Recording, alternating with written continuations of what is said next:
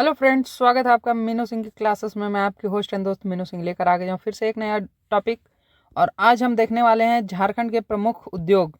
झारखंड के प्रमुख उद्योगों को देखेंगे हम डिटेल में। और यहाँ पे आपको एक नोटिफिकेशन अब बता दूँ, 14 जेपीएससी का तो फॉर्म फिलअप चल रहा है। 14 जेपीएससी आपका 31 जन से लेकर 14 फेब तक चल रहा है इसका फॉर्म फिलअप। लेकिन साथ ही साथ एक्साइज कांस्टेबल, जिसका बहुत सब्री से इंतजार था आप लोगों को, जिनका रनिंग हो चुका है, वो 1.5 लाख स्टूडेंट जिन्होंने रनिंग पास कर लिया है, उसका एग्ज़ाम डेट भी आ गया है। ये 22 फरवरी को होने वाला है, 22 मार्च को आपका ये एग्ज़ाम कंडक्ट हो रहा है एक्साइज कांस्टेबल का। और मार्च के फर्स्ट वीक में आपका एग्ज़ाम का एडमिट कार्ड भी आने लगेगा, तो आप लोग ऑफिशियल वेबसाइट पर जाकर डाउनलोड कर पाइएगा। और जेपीएससी का एग्ज़ाम कब है, तो एक्साइज कांस्टेबल से पहले ही 8 मार्च को, अभी तक 8 मार्च को लेकर ही तैयारी करना है। तो इसीलिए हम लोग जो बड़े बड़े टॉपिक्स हैं जिसमें ज़्यादा नंबर आना है, कम पढ़ना है, उसको टारगेट कर रहे हैं। उसमें से एक है प्रमुख उद्योग, तो इसके बारे में आज देखने जा रहे हैं। आपसे एक रिक्वेस्ट रहेगा कि अगर आप लोगों ने चैनल को सब्सक्राइब नहीं किया है तो सब्सक्राइब कर लीजिए। यहाँ पे झारखंड जीके और करंट अफेयर्स झारखंड के, ठीक है, आपको एक प्लेटफॉर्म पे मिल जाएगा। झारखंड जीके और करंट अफेयर्स को आप कंप्लीटली कर सकते हैं। जेपीएससी में इसका वेटेज 110 क्वेश्चंस का रहता है, वहीं साथ ही साथ जेएसएससी में अब से इसका वेटेज 60 रहेगा, ठीक है। 60 क्वेश्चन जेएसएससी में पूछा जाएगा। तो आपको ध्यान देना है कि झारखंड जीके आपका अच्छा हो, बेहतर हो, ठीक है। चलिए, और आप लोगों को अगर पीडीएफ चाहिए तो आप मेरे टेलीग्राम चैनल को ज्वाइन कर सकते हैं। टेलीग्राम चैनल, ठीक है, टेलीग्राम चैनल पर आपको पीडीएफ मिल जाएगा, तो वहाँ पर जाकर ज्वाइन कर सकते हैं। कोई भी ऑफिशियल नोटिफिकेशन, वेब अपडेट्स जो भी आते हैं वो टेलीग्राम पे आपको पहले मिलेंगे।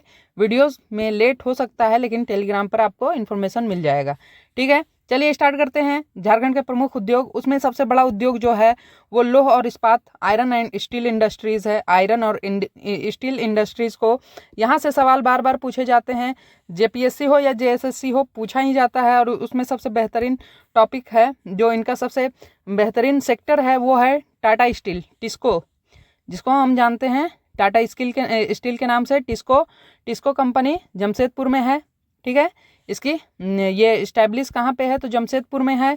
और इसका स्थापना कब हुआ था, ठीक है, इसका स्थापना कब हुआ था, तो 26 अगस्त 1907 को इसका स्थापना किया गया था। और स्थापक कौन है, संस्थापक इसके कौन है, टाटा स्टील के संस्थापक तो दोराबजी टाटा हैं, ठीक है। टाटा स्टील के संस्थापक दोराबजी टाटा हैं, लेकिन टाटा स्टील जो जमशेदपुर में इस्टेब्लिश हुआ, वो स्थान को जो डिसाइड किए थे वो दोराबजी टाटा के पिताजी जमशेद जी नौशेरवानी जी टाटा ने ये प्लेस डिसाइड किया था कि जमशेदपुर में इसका स्थापना करना है। जमशेदपुर में स्थान चुनकर उन्होंने डिसाइड किया था, ठीक है। और जमशेद जी के नाम पर ही जमशेदपुर का नाम, ये जमशेदपुर का पुराना नाम साक्ची है, ठीक है। जमशेदपुर का पुराना नाम साक्ची, और जमशेद जी के नाम पर ही जमशेदपुर यहाँ पे नाम बदल कर किया गया। और ये नाम बदलने वाले कौन है, जमशेदपुर, ठीक है, ये नाम बदलने वाले कौन है, तो उस समय के तत्कालीन वायसराय लॉर्ड चेम्सफोर्ड ने साक्ची का नाम बदलकर जमशेदपुर, और वहाँ के रेलवे स्टेशन का नाम बदलकर टाटानगर स्टेशन कर दिया, जो कि आज भी प्रेजेंट में भी वही नाम है, ठीक है। वो कौन थे वायसराय, तो लॉर्ड चेम्सफोर्ड। ये भी आप ध्यान में रखिएगा अगर सवाल पूछा जाता है तो, ठीक है। अब स्थापना हमने देख लिया कि 26 अगस्त 1907 को इसका स्थापना किया गया। किस नदी के संगम पर है, ये भी सवाल पूछा जाता है कि किस नदी के संगम पर है, तो वहाँ पे स्वर्ण रेखा और खरकई नदी हमको देखने को मिलता है जमशेदपुर में। स्वर्ण रेखा और खरकई नदी के संगम पर है टाटा स्टील प्लांट, ठीक है। साक्ची नामक स्थान जमशेदपुर में इसका स्थापना किया गया, ये आपको मैंने बता ही दिया।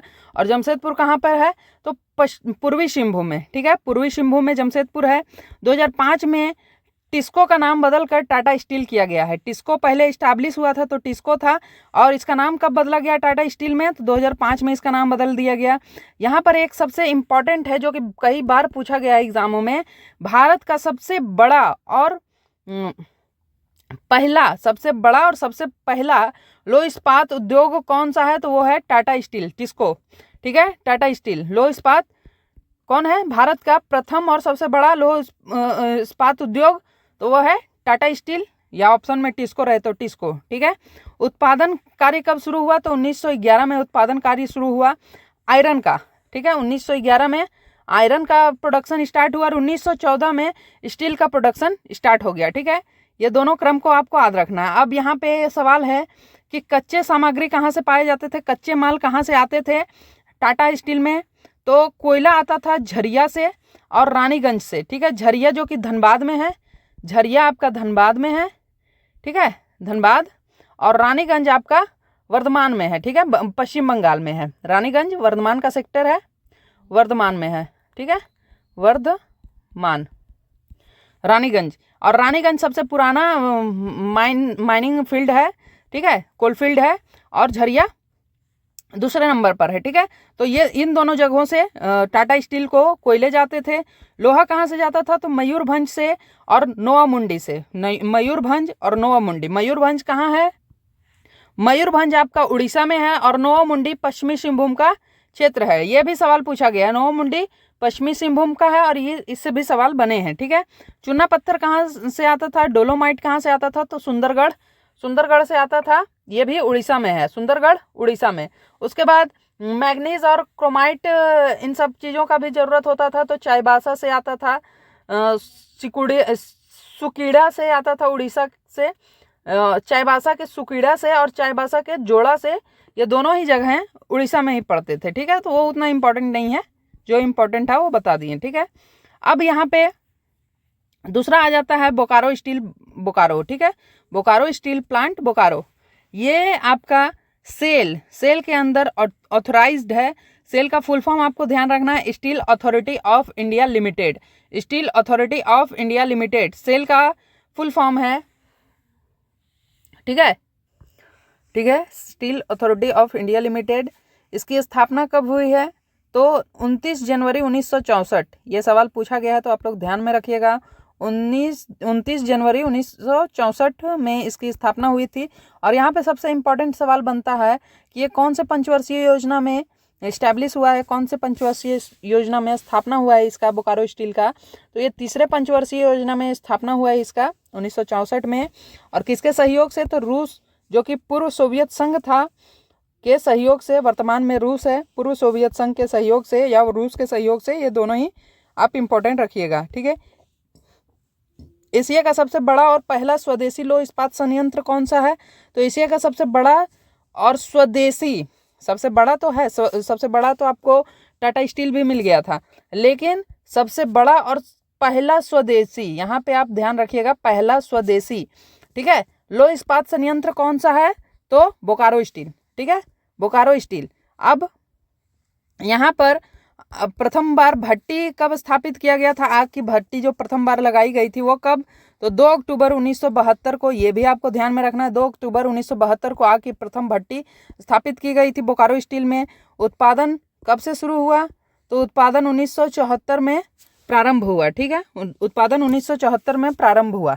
अब कच्चे माल की प्राप्ति कहाँ से होती है? तो कोयला झरिया से, जो कि टाटा स्टील में भी होता था। टाटा स्टील में रानीगंज से भी आता था, लेकिन बोकारो स्टील में झरिया से ही इनाफ हो जाता था। लोहा क्योंझर से, क्योंझर से, क्योंझर कहाँ पर है?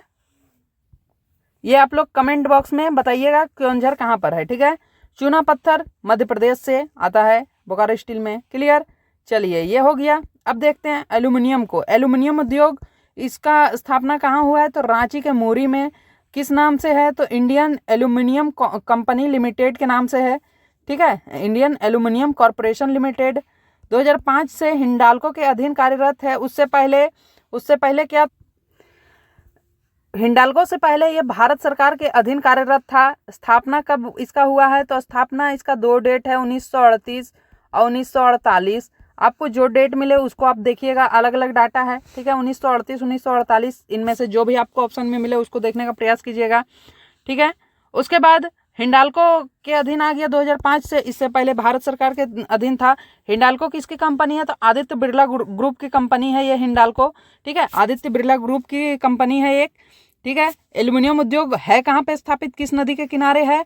तो स्वर्णरेखा नदी के किनारे है हिंडाल्को ये आपका एल्यूमिनियम कंपनी स्वर्ण रेखा नदी के किनारे स्थापित है। ठीक है, तांबा उद्योग को देखते हैं। तो तांबा उद्योग आपको एक ही नाम याद रखना है, घाटशिला। घाटशिला पूर्वी सिंहभूम में। ठीक है, घाटशिला पूर्वी सिंहभूम में तांबा उद्योग है। स्थापना कब हुआ? 1924 में। भारत का प्रथम तांबा उद्योग आपका घाटशिला में मिलता है, प्रथम तांबा उद्योग। ठीक है, सीमेंट उद्योग की बात करें तो जपला पलामू में है। ठीक है, जपला पलामू स्थापना कब हुआ? तो 1921 में जपला पलामू में। उसके अलावा में झीक पानी और जमशेदपुर में एसीसी सीमेंट फैक्ट्री है। झीक पानी और जमशेदपुर में एसीसी सीमेंट फैक्ट्री है। अन्य फैक्ट्रियों की बात करें सीमेंट के उद्योग में तो सिंदरी में है, खलारी में है, डेमोटाण में है। ठीक है, ये अन्य सीमेंट फैक्ट्रियां हैं।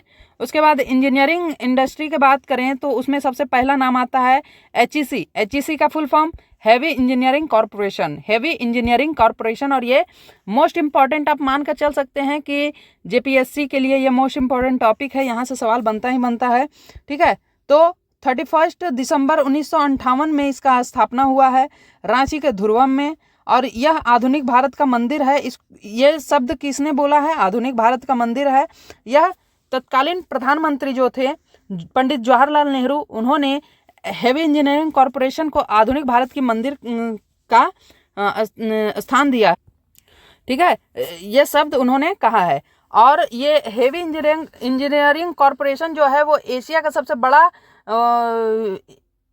इंजीनियरिंग उद्योग में सबसे बड़ा स्थान रखता है, सबसे बड़ा उद्योग है। ठीक है, अब इसके बारे में बात करें तो इसके कुछ सहायक संयंत्र हैं।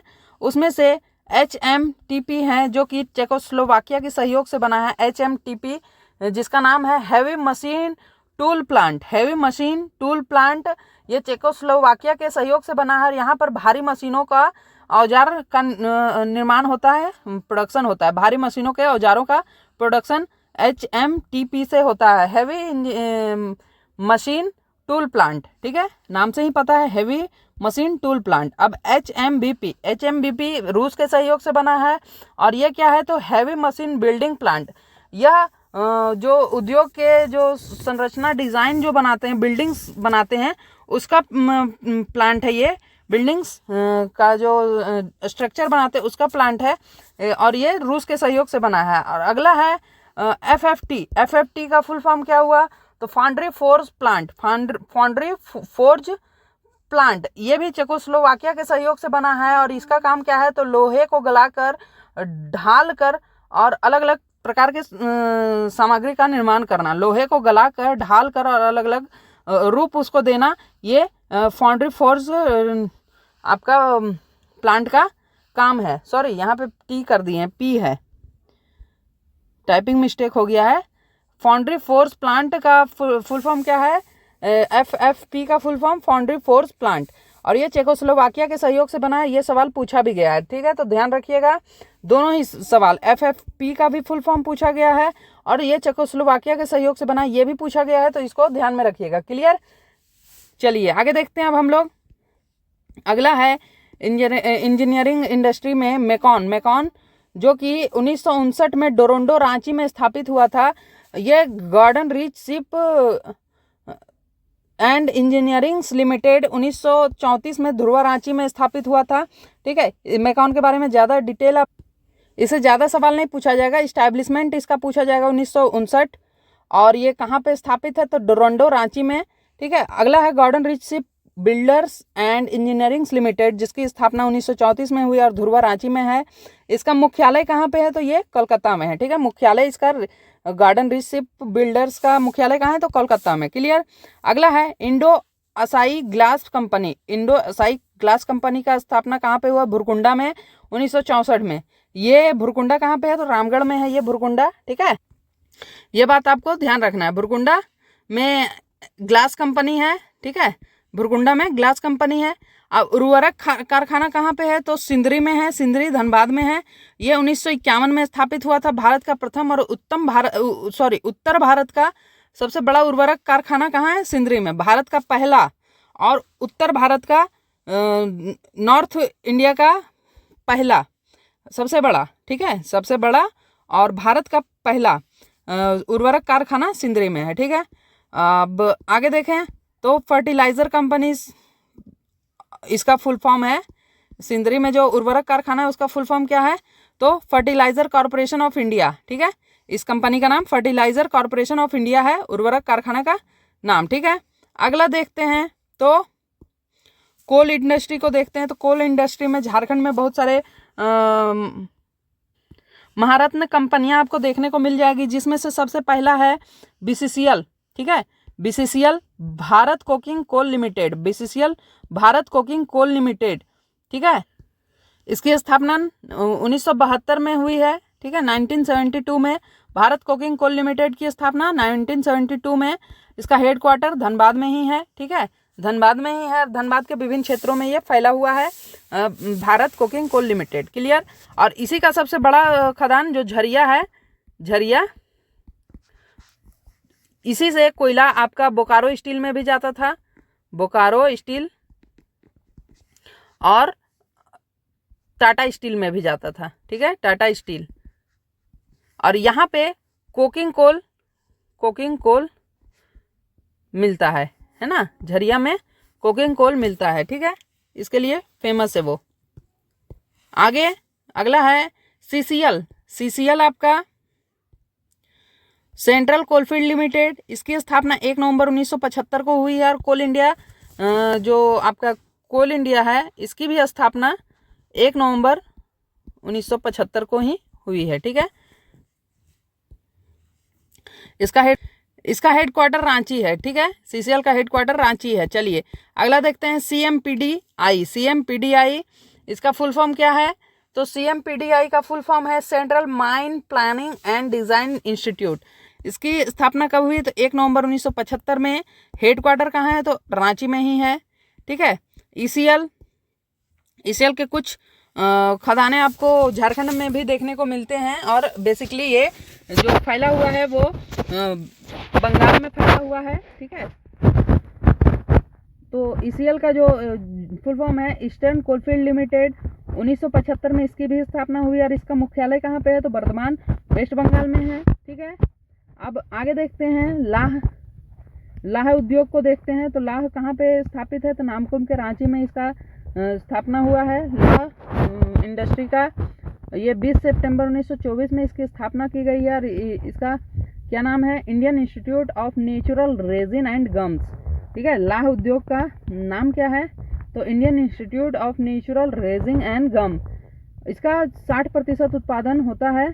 ठीक है, जो कि झारखंड में 60% उत्पादन होता है। और सर्वाधिक उत्पादन जो होता है वो खूंटी जिले में होता है। ठीक है, ये 60% उत्पादन क्या होता है, तो ये पूरे देश का जो झारखंड में उत्पादन होता है, झारखंड में पूरे देश का 60% होता है और 40% पूरे देश में होता है, ये आंकड़ा दिया गया है। ठीक है, 60% झारखंड में होता है, केवल और केवल 60% झारखंड से मिलता है लाह का उत्पादन, और बाकी 40% पूरे भारत से होता है।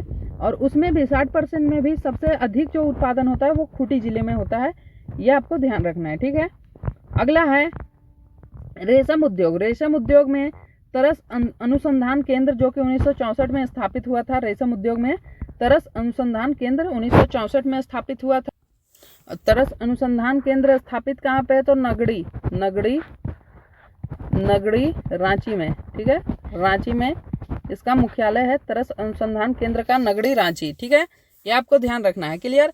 अब जो रेशम का उत्पादन जो होता है वो सर्वाधिक कहाँ पे होता है, तो शिवभूमि में 40%, संथाल परगना में 26% और हजारीबाग में 13% के लगभग उत्पादन होता है। ठीक है, यहाँ पे आपको मेन याद रखना है तरस अनुसंधान केंद्र स्थापना कब हुआ था, 1964 में। नगड़ी रांची में इसकी स्थापना हुई है। क्लियर। आगे देखते हैं हम लोग। अब देखते हैं जाइडा क्या है, तो JIADA Jharkhand industrial area development authority. Jharkhand industrial area development authority, Jharkhand औद्योगिक क्षेत्र विकास प्राधिकरण इसका नाम है। और ये कहाँ पे स्थापित है, तो नामकुम में। और इसके 4 क्षेत्र हैं, चार जोन बनाए गए हैं। वो 4 जोन कौन कौन से हैं, तो पहला है रियाडा जो कि है Ranchi industrial area development authority, जो कि 1972 में इसकी स्थापना की गई थी। और इसमें आता कौन कौन सा क्षेत्र है, तो उत्तरी छोटा नागपुर, दक्षिणी छोटा नागपुर और पलामू प्रमंडल आता है। ठीक है, पलामू प्रमंडल आता है। ये तीनों प्रमंडल आते हैं, उत्तरी छोटा नागपुर, दक्षिणी छोटा नागपुर और पलामू प्रमंडल।